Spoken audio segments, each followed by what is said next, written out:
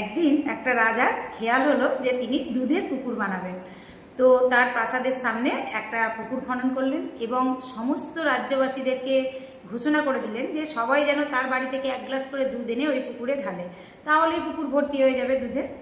তো যথারীতি রাজা রাত্রে ঘুমাতে গেলেন যে সকালে উঠে আমি দুধের পুকুর দেখব। তো একজন রাজ্যবাসী তিনি ভাবলেন যে সবাই তো দুধ ঢালবে, আমি যদি এক গ্লাস ওই পুকুরে জলই ঢালি তো বুঝতে কেউ পারবে না।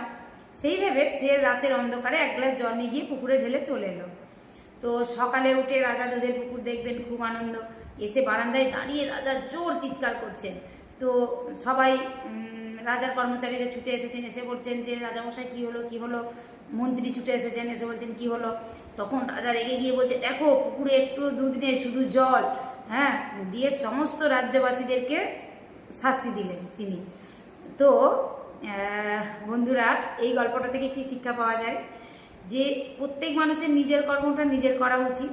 কে কি করলো ভেবে যদি আপনি আপনার কর্মটা করেন তাহলে কি হবে, এই রকম অবস্থা হবে। ওই প্রজাটা ভেবেছিল আমি এক গ্লাস জল দেবো, বাকি সবাই দুধ দেবে, তার এই চিন্তাভাবনাটাই ভুল ছিল।